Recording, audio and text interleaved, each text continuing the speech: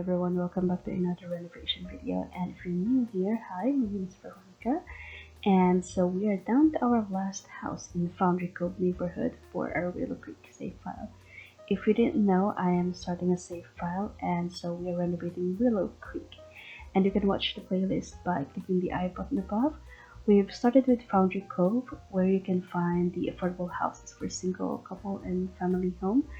The last house that we did was actually Garden Essence, where the BFF household lives.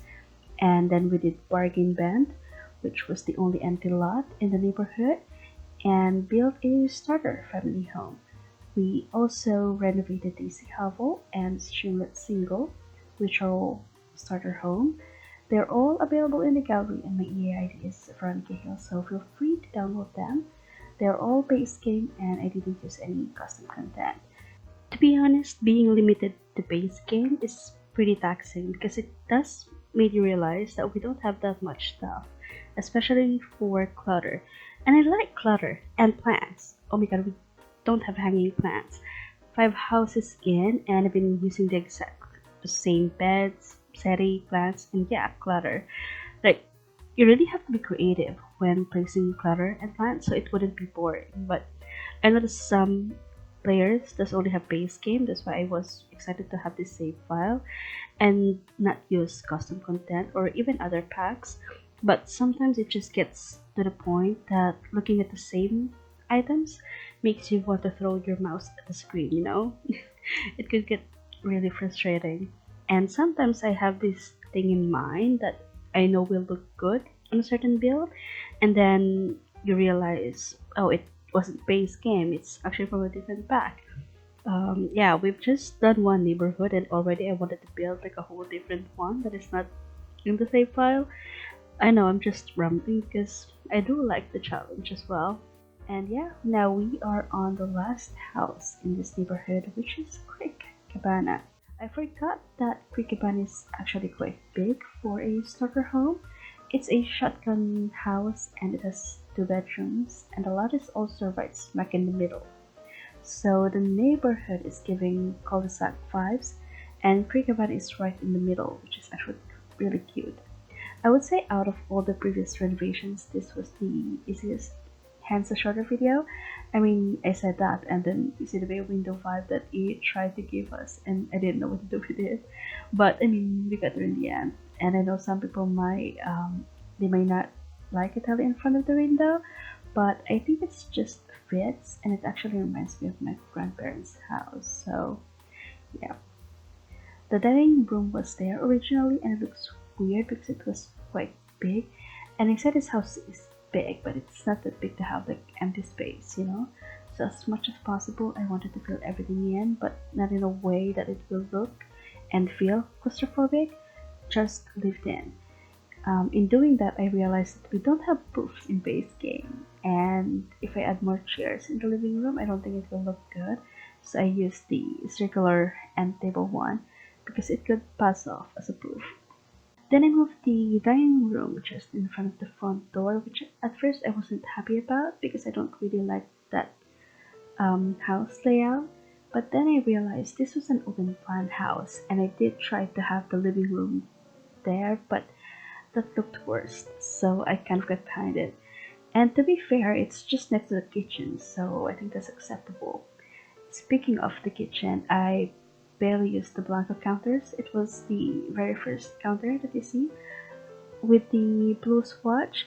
I used that for mostly like a makeshift bay window seat, but when I was renovating Garden Essence, I looked at the swatches and we actually have some good ones, so I would probably use that counter more for this base game build.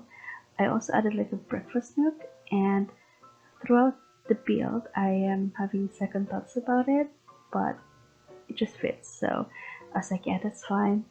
Now, Crick Cabana is weird, you lot, like weird, because the bedroom, I think that was supposed to be the master's. It doesn't have a door. It wasn't even like a proper room when you can just add in a wall. Like, yeah, what are you thinking doing that best? It's just add some walls. It wasn't hard. So yeah, I did in fact added some walls and made a proper bedroom. And Crick Cabana is a 20 by 15 lot, and I think it was just less than 30k simoleons for the whole deal. It doesn't have much outdoor space though, but outside the lot it has plenty of space. And it is adjacent to Sylvan Clay, was it? Which is like a secret lot in The Sims. I know it says on the wiki that Crick Cabana is for like a starter family as well. The house still has two bedrooms and one bath. The second bedroom I turned into like a child's room. So I was thinking maybe we can have like a single mom living there with her kid. I am going to create some Sims as well for the save file. So yeah, I was thinking that was a good idea for Cabana.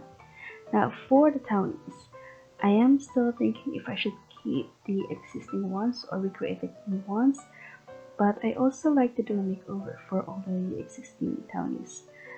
They're still going to be base game compatible though, and completely custom content free because I think we have more creative stuff now than when they were created. At least I hope so. Otherwise, they might just look the exact same. I know I sound like I don't know the game that much. Like, surely you'll know if you have more stuff. But to be honest, I don't, because I rely heavily on custom content for Creative, especially for their clothes. I barely use the in-game ones, which is why I wanted to do a makeover because that would be a good challenge, you know.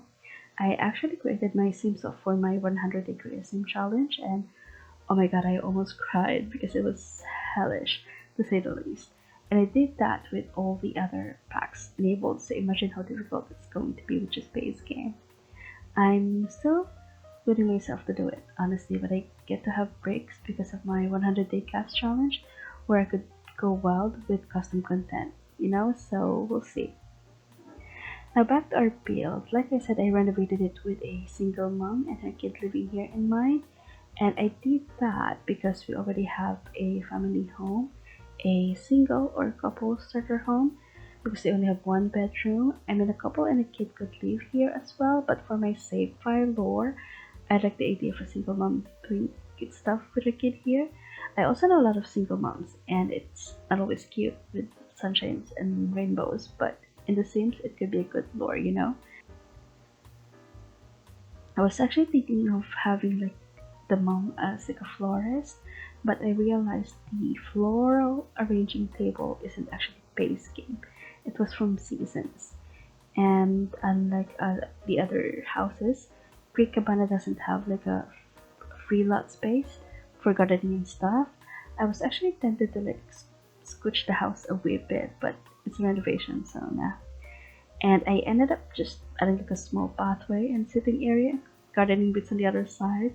Also, the second bedroom at first, I was going to have like a baby boy setup, but I found this wallpaper in like a light peach color, and I really liked it, so immediately I changed that.